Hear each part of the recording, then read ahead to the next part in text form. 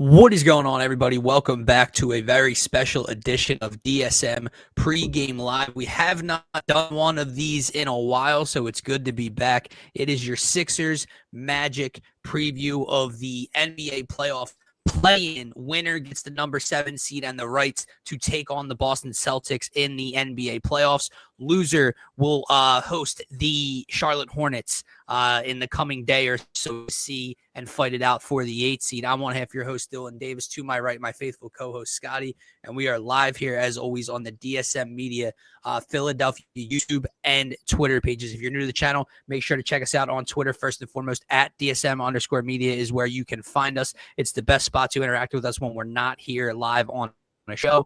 But if you want to be interactive throughout today's show, like you can see pulled up on the screen, like my man D-Rab is doing right now, Muck the Fagic. Juiced. Make sure to check out the Make sure to check out the YouTube link. It's in the link tree in our bio. Subscribe, share, like, whatever you got to do to help us out. We completely and utterly appreciate you. My man, happy Wednesday, and what is going on? Hey, man, I was just sharing this out on X, sharing it out to the different social medias. But, man, I'm actually really fired up for this matchup. I'm really fired up for this game. I think it's a good matchup, man. I think it's a matchup that you could watch in a playoff series, and I think it would be competitive. I think it could go 6 games, 7 games in a sense if these two teams matched up the way they are right now. And I think that kind of speaks to just the underachievements of the Orlando Magic this year. I came into this season, man, thinking that this was a team that could maybe get into the upper echelon of the East, maybe become that 4th team, behind the Knicks, the Celtics, and the Pistons and what they were last year. But you see the Magic, they spent a lot of time out of the top 8 of the playoff seedings this year. I know Franz missed a little bit of, a lot of time this year. A lot of time, so that does matter to an extent. But you look at the shape of the Eastern Conference this year, like the Sixers, the Sixers are the 7th seed right now. We talked about it yesterday, right? This is a team that played without Maxey for a certain stretch, without Paul George for 25 games at least, with injuries, most of the season. And so, you look back and you think about where these two teams are. You have a Magic team that added Desmond Bane in the offseason. Yeah. And he's actually played, I believe he's played 82 games, and he shot close to 40% from 3 and averaged 20 points per game.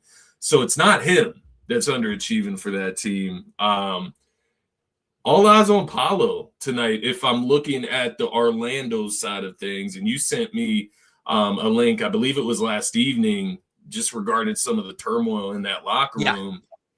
They say, quote unquote, star player. Well, who the fuck are they talking about? It's Paolo outside of him. Yeah. And that tweet that you shared with me, I can't remember who it was from, but nonetheless, they're sharing turmoil in the locker room. Basically, come to a point where if Jamal Mosley, the head coach, isn't gone after this season, the star player, quote unquote, is going to demand a trade out of Orlando. So I say all of that could all be, a little blown out of proportion. But Paolo has spoken out on Jamal Mosley already this season. I do think there's a little truth to it, if not a lot. And, that gives me a little hope that they're just even a little disconnected. Discombobulated. That's what I'm thinking here. And, I do. I think the Sixers have a chance tonight to go out and, prove some people wrong. I know it's a pick 'em. But I do feel like it's easy to look at Orlando and see Franz, see Paolo, and think, Joel. Take care of that, right? It's just time for our guys to step up and show us. Absolutely.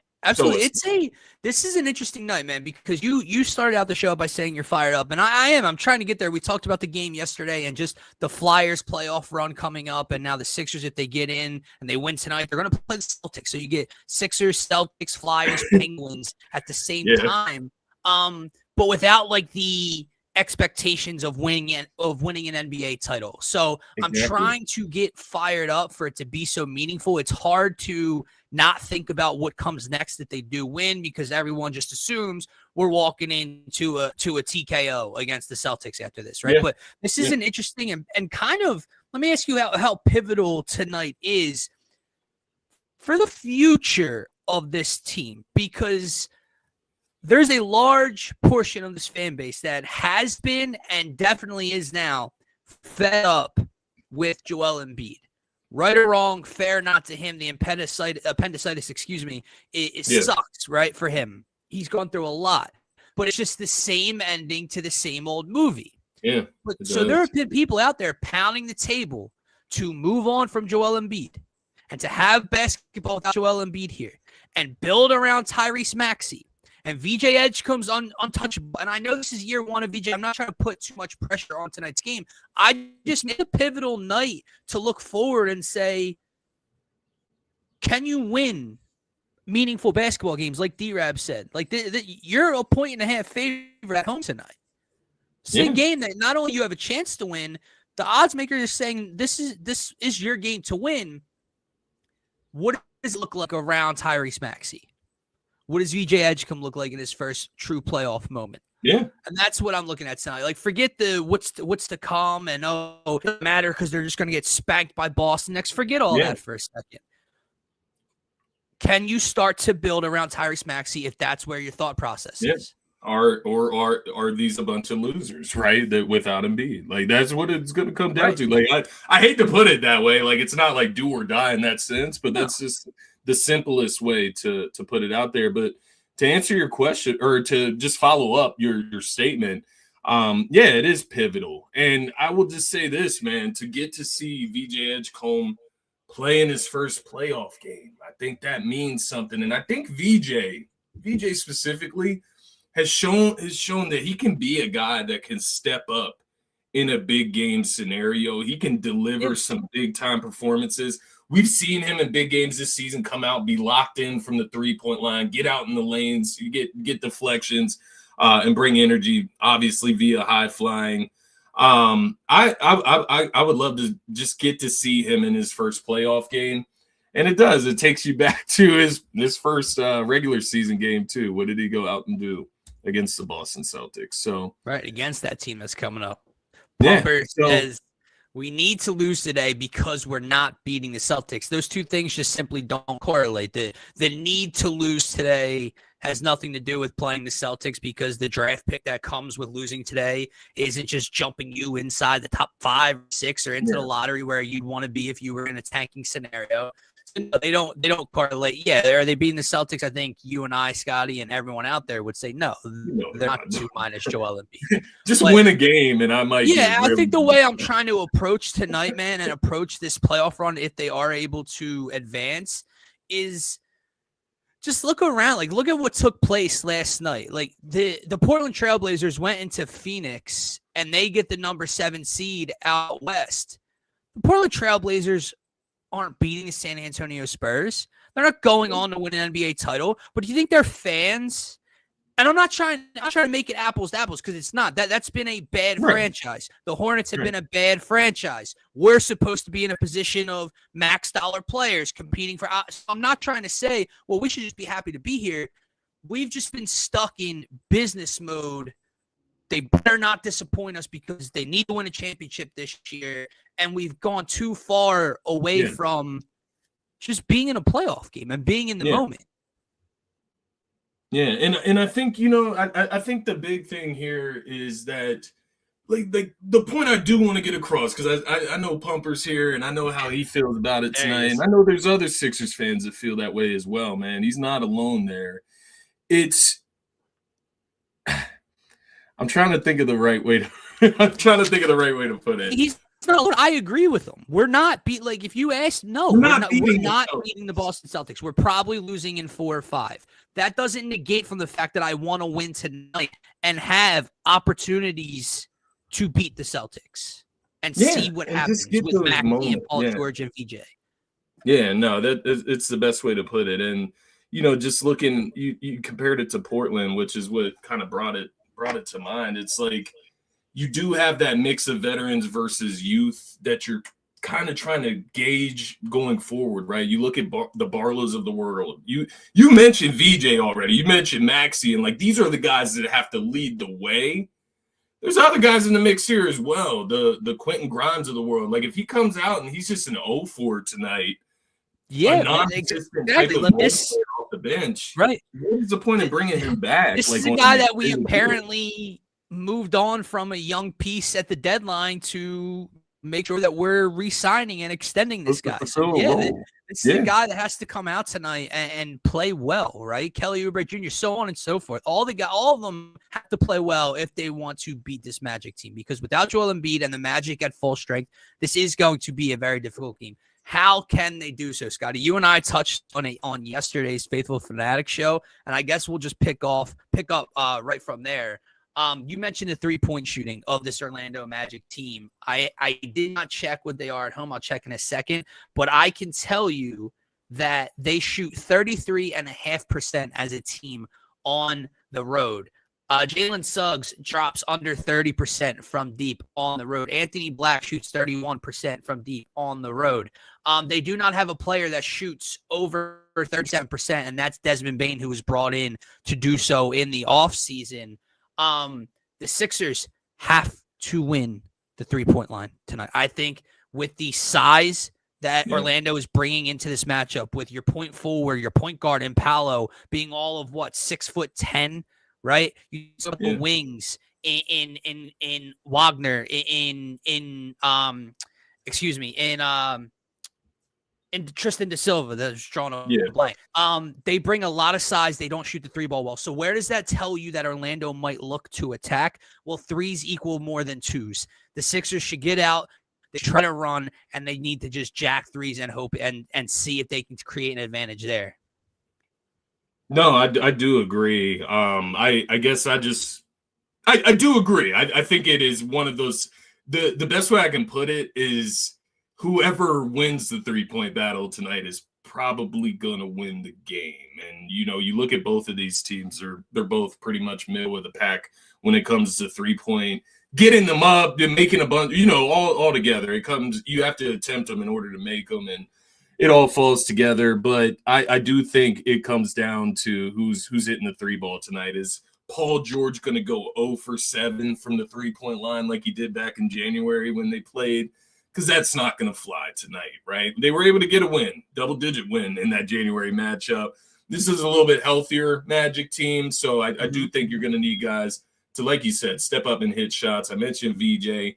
Maxey, obviously has to be on tonight. He has to be the best player on the floor tonight, and I'm talking about Paolo too, man. I think Maxey, he's shown that he could be the best player on the floor when he plays against the Magic. He dropped 43 against them earlier this season. He's got to get back on the wagon, though, right? And I told you yesterday, I feel like that third quarter against Milwaukee, you just have to hope that was him kind of just figuring it out, getting back into rhythm, scoring 16 points in one quarter, hitting a couple threes in one quarter. You just have to hope that he picked up some momentum there, some good momentum, right? And that we get the franchise Maxey tonight, because I think we can. I know he's got the injured finger, but I think we can still get that version of Maxey. But I think, like D-Rab said, it's going to take a whole team contribution from the three-point line, rebounding, so on and so forth. Another big key along with the three-point shooting, man. Let me get to the point. I do think that VJ energy, man. I talked about it earlier, the big game, him showing up for it. I just think the energy, getting gritty on defense, fighting through screens, getting deflections, getting out in passing lanes, hitting big shots, whether it's those tough middies or the open threes that he'll get from Maxey driving or Paul George driving and creating space. And I just look for him to step up in some sort of big way, whether it's grabbing double-digit rebounds tonight because that's what the team needs, or getting double-digit assists tonight to help Maxey, play off the ball a little bit more tonight. I think VJ steps up tonight, and I think it's going to be a big part of the cause. I agree, man. I think there's a takeover part of this kid's DNA. I think, and it showed in the very first game of the regular season in Boston. Obviously, that's a Boston team without Jason Tatum in that moment. It's a different team in game one than it is 82. But if you can walk into TD Garden in your first night in the NBA and do what he did, then I can trust that you have what it takes to show up in a playing game at home against the Magic. Yeah. Pumper says, y'all relying too much on VJ. You just saw what Khan looked like. The kid will not be a factor. We'll see. We will find out if the kid will not be a factor. So, because I'm assuming he's a little different than Khan, though, right? He impacts the game differently. Khan is a shooter. In a different way. Yeah.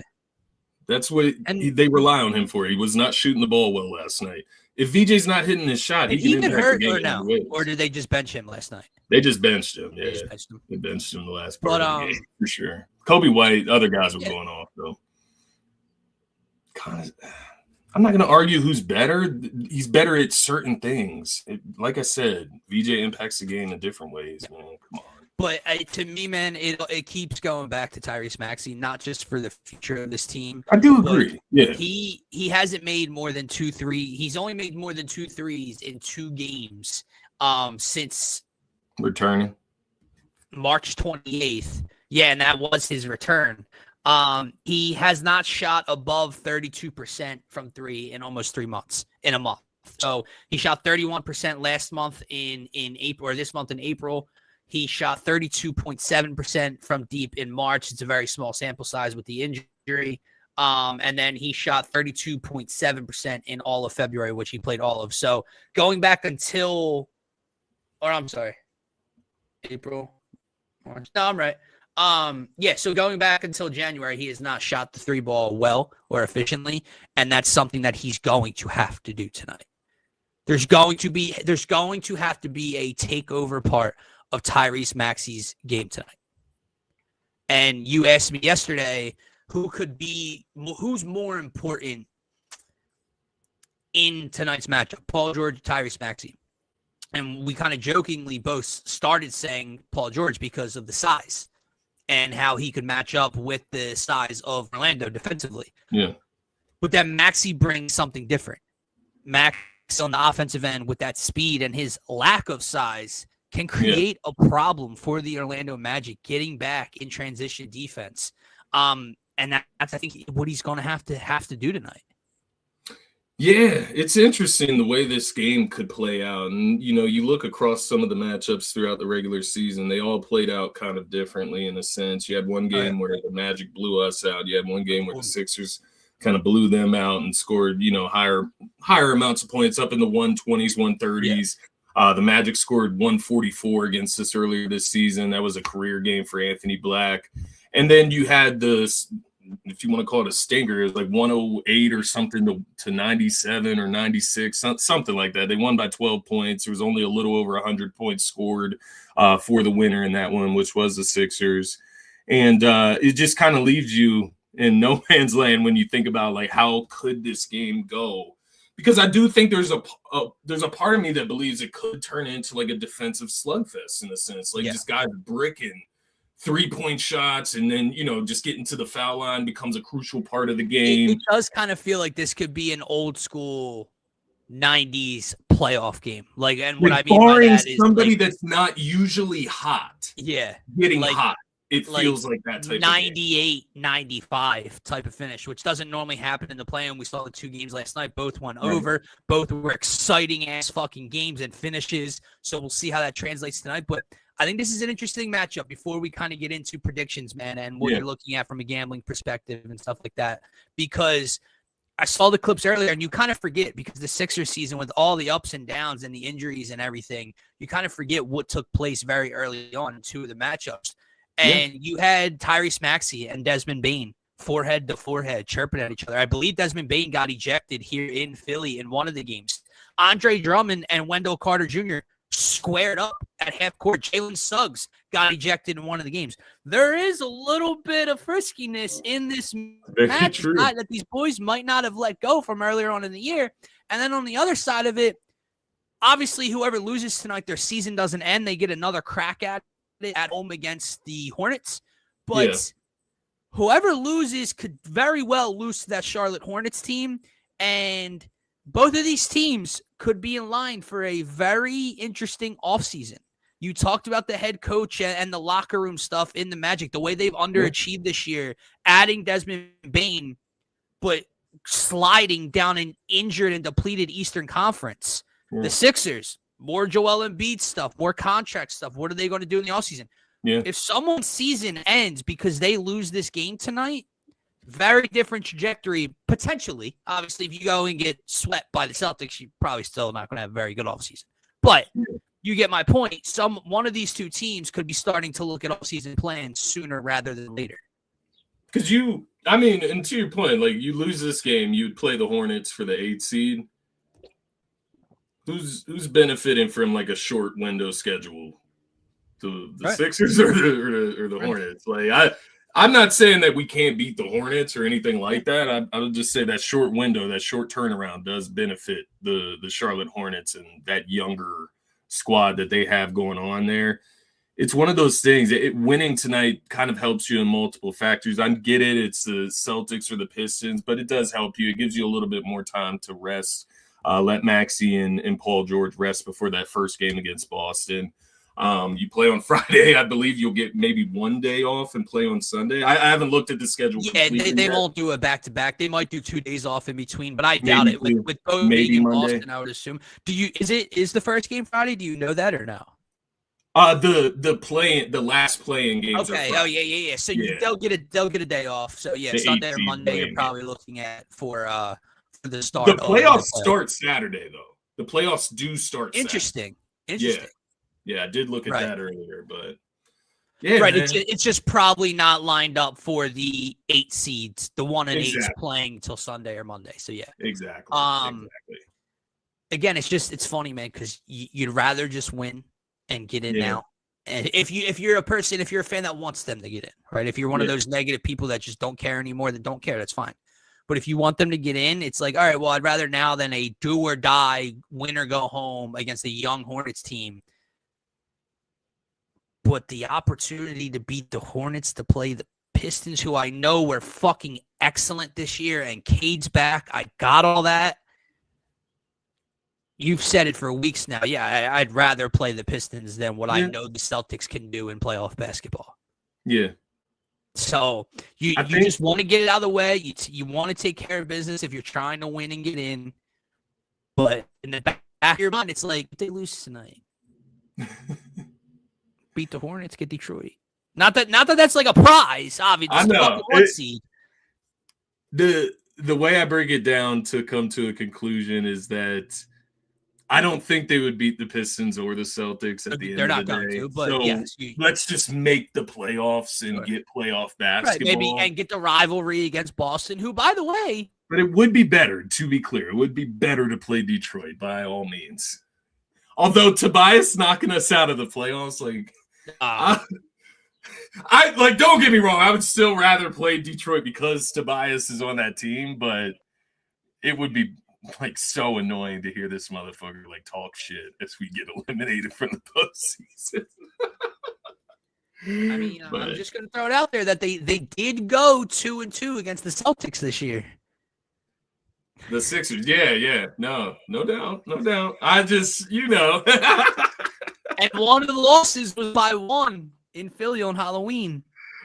If we had Embiid, man, I would be like optimistic. I probably still wouldn't pick the I'd be very optimistic if we had Joel Embiid. I told you that we were talking about this a week and a half ago. I thought this was a team that if they get into the postseason fully healthy, if you're a higher seed, you'd be frustrated. Be like that. This is who I pull. Joel Embiid, Tyrese Maxey, Paul George. This is who I get as my prize for being a 1 or a 2. That sucks. But now you take Joel out of the equation. The interesting thing that we're about to find out in an hour is whether this team is going to advance or they look like they're not a competent basketball team without Joel Embiid again. Here's my gut feeling. They're not losing to the Magic by 2 points. They're winning this game. May very well be on a buzzer beater by be tight. They are winning this game, or they are losing by 8+ points. And they don't look good for 2.5 quarters of it because Joel's not out there, and we've seen that movie and that story before. So does that mean that a high-scoring game favors the Orlando Magic then? It could. It could, man. I'm having such a tough read. My gut feeling tells me What's that going the on? Sixers, they do. They need to play. They got to D up tonight.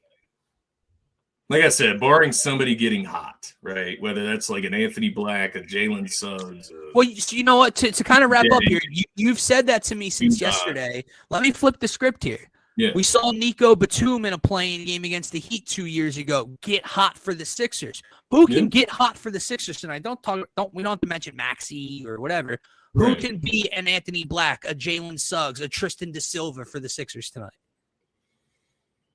It's two guys. There are two guys that come to mind, man, and it is something. I saw it on X about these two guys, and it really hit the nail on the head for me of what like bothers me from time to time from these two guys.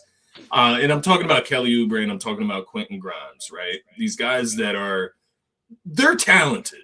They're talented basketball players. But they're low IQ basketball players. That's what they are, man. Like I won't take credit for that statement because I saw it on X and it clicked with me. I'm like, yes, that's what it is. They take dumb shots sometimes. They take quick shots sometimes. They pound the rock and try to go one-on-one, even though they don't need to do all that sometimes. But I do think there's a world where Kelly Oubre can come out, hitting the boards, hitting his mid-range a little bit, maybe hit 3 threes tonight, and he ends up at 18, 20 points on the game. I think there is a world where he could do that. I think the same thing with Quentin Grimes coming off the bench, man. We've seen it even recently. Him come off the bench and hit multiple threes in the corners, right? Getting in the lane, using his athleticism. They got to be there tonight. Those two. I agree, man. It's a very... And this is what I mean by this team. I just need to see something for the future of this team to say, okay, we can build mentally, right? Like Kelly might not be here next year, but the plans all of a sudden was, well, Q's coming back, right? That's why we traded McCain to open this up and da-da-da. And Paul George is still on the books, and Maxey and VJ are the future, right? What I'm saying is all the names we're throwing out there are talented basketball players. Yeah. And like, no, what? Listen, what I'm trying to get at is, I never understood how they look that bad without Joel. Like how the Brooklyn Nets could compete with you simply because Joel's not on the floor. If you can name Tyrese Maxey, Paul George, VJ Edgecombe, Quentin Grimes, Kelly Oubre Jr., all these guys that can put the ball in the hole, you just shouldn't look like a poverty franchise because 21's not out there. That's what I need to see tonight, specifically in a win. Yeah, it's a great point, man. And that poverty side of things is, like you said, where they get blown out tonight on their home court against Orlando Magic. And the Magic are out there having fun, locking their spot in the postseason and, going off to play Boston, right? There is a world where that can happen tonight. And we'll look back and we will, like you said, have questions about Maxey, questions about everything. Right. Probably Paul outside George's of future DJ, here. Joel Embiid's future here. Yeah. Nick Nurse, Daryl Morey. Like, they lose tonight, man. Let me say this, Scotty. I think it's their opportunity to get into the playoffs tonight.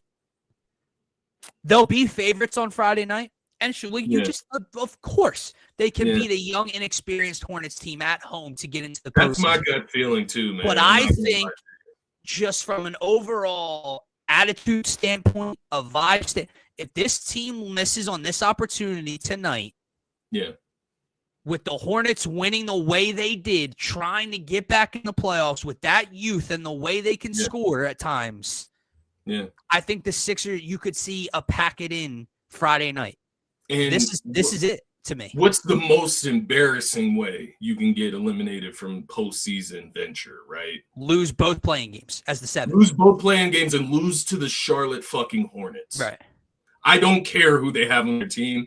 And I do agree with you. I think we probably would lose to them if it comes down to that. Because like you said, the morale's just going to be down at that point, right? So if you just go, I can't. It's going to be the most. Let's ban that. All right. Am I an idiot for checking?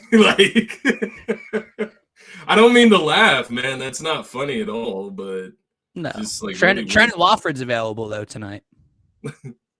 No illness. No, that yeah. Let's end the show on that stupid note. Let's get predictions. Yeah, that was weird. That like messes with vibes. That's weird. Because you can't play around in today's culture like that. You know what I mean? Like if that happened, like I hope that would never happen. But yeah, it's just weird to do that. What do you like tonight? Yeah. Tonight, man, I think I've talked myself into, first of all, money line is my main play.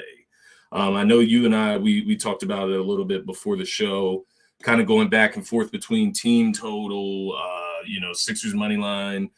I'm leaning money line just so I'm not upset if they win. You know what I mean? Like I'm gonna be upset no matter what if they lose. And I know if you win your bet and they lose, it still can it can make you feel a little bit better. But I'm just kind of going all in with the Sixers tonight. That's kind of my mindset. If they want to go down tonight, I'll go down with the ship for this billionth time. You know what I mean? I'm feeling Sixers money line tonight because show us something. It's what we've been saying, describing all show, man. Show us something, whether it's Paul George, Maxey, VJ, down the line, all of you. Show us something. I'm going Sixers money line. I do like damn, the juice went down on Paul George threes. Did it? I do feel like Paul George could get hot from the 3-point line tonight. I do like it. It's the one for me, but minus 146. The juice lost the juice on that one. D-Rab, I bet the Nerfy. Trey. Damn. Trey Turner just let it off with a solo shot. Don't worry, Trey does that tonight. Don't worry. Let me ask you one question tonight regarding the Sixers, man. Who does have the bigger game tonight, Paul George or Tyrese Maxey? I know what we want, what we need, but what happens? I still think it'll be Tyrese. He has to hunt his shot, man. He has to hunt it early and often. And that's just why I think, obviously he's going to have the ball in his hands more, but I think he's just going to be more aggressive with the ball in his hands and hunt his own than Paul George might. Like, Paul gives you spurts, especially early in games. Paul George might come out and take 3 of the first 4 shots at times, but then he kind of settles into the game and looks to get others involved, right or wrong. I mean, there could be good things on some nights, and, other times you want him and need him to be more aggressive. But I think Maxey overall is probably going to take how many more shot attempts to Paul George tonight? It's a great point. 10. A great point. Yeah. So, yeah. I was just thinking back to I can't remember what game it was where Paul George, he came out, he was attacking. Like, I know he's been pretty good since the return in general. I'm guessing it was this was it this? No, it wasn't Washington, was it? Paul George? Chicago? No. There was a game I remember him just being super aggressive. It was Washington. It was Washington. He's getting to the free throw line. Yeah, well, Nah. It is Maxey, though, to answer my own question and to follow up on what you said. It is Maxey. Before we wrap up, Aiden had asked earlier if we're done with Joel. Now he says, do y'all want to trade Joel Embiid? You trade Joel Embiid at this point in his career, you're not getting anything for Joel Embiid. This offseason, beginning of next season, doesn't matter. Doesn't matter if he starts next season and drops 30 in his first 10 games. It ain't raising the overall value of Joel Embiid, so it's kind of pointless at this point. If you were one of those people that wanted to get rid of him before, are you done with him? I'm just done with ever believing or hoping that it's going to be different at the end of the year. Joel Embiid's back playing basketball for the Sixers next year. Godspeed, and hopefully he's dropping 30 a night and they're winning. Who knows?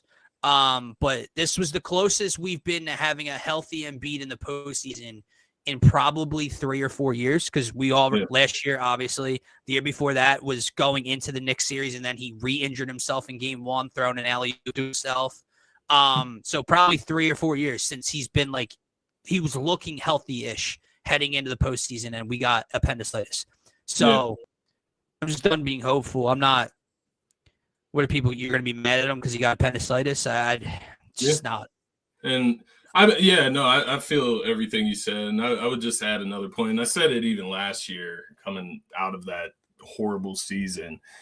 It's not that you have to trade Joel. It's not that you have to move on from Joel, but I think just centering your entire team around Yeah, him, like no, the play exactly. style. But that's why tonight's so important for number 0 to shift that mindset and show, hey, in a playoff setting, this is what things can look like, right? Yeah, Because they come out and pack it in tonight and he shoots sub 30% from 3 and doesn't have a great game, and they look awful without Joel again for the umpteenth time. Where do we go? Is what I'm saying. yeah, Is he never to do it? yeah. I feel you. I feel you. It could be that, regardless. Like, Yeah. I don't know, No, you're right. like Maxey. At the end of the day, I think Maxey's a great player. Is he ever going to reach like a Jaylen Brown level, like, Right. to where he's carrying a team like to the playoffs as like a 1 or 2? That's a good point. I don't think so. Guards, maybe an SGA of the world, a 6'5" an undersized guard. An undersized guard. And the way that today's game is played, man, like this isn't Yeah. AI reincarnated in 2001 where it's different. It's tough for the impact. I don't want to say the impact because like Maxey can obviously go out and score 38 a game for 4 straight nights, but like it's almost like that's not enough anymore. Like before, if Allen Iverson dropped 40 a night for 5 straight games, the Sixers are probably 5-0 in those 5 games. Nowadays, if Maxey drops 37 in 4 straight games, you don't know that they're winning those games. Yeah. I will say they started the season very well playing without Joel. Maxey was having all NBA first team type of performances throughout the first 2-3 months of the season. And towards the latter half of the season, it started, just relying on Joel more and looking lost without Joel more, and started to fall out of that shell. So I just think, staying level headed and that's a conversation for another time. But no, I don't think I'm pushing the table to trade it because, like you said, there's nothing going to be received. 1 minute ago from Dave Oram, though, Joel is at the game. Joel is there with his teammates right now. Nick said yesterday that Joel had not been around the team yet. Multiple teammates were happy to see Joel in the locker room pregame. Skip Bayless, if you guys didn't know, apparently has a source here in Philadelphia that said Joel has been cleared 5 days post appendix removal to play basketball, and he's choosing not to. He said no. Yeah, that's what Skip Bayless is hearing and reporting. So that's good stuff. It's good stuff. That's going to wrap it up. There's over 80 people in here right now. If you guys are new to the channel, if you've never tuned in before, if you like it, just do us a favor. Make sure to subscribe to the YouTube channel. It's the best and only spot for the most part that we can see your comments through StreamYard for some reason. If you're commenting through Twitter, some of them leak through. I think we see one every once in a while, but for the most part, we can only see them on Twitter and not here to share them. So subscribe. Go Sixers, and we will talk to you guys on Friday. Peace out, everybody. Peace, everybody. Go Sixers.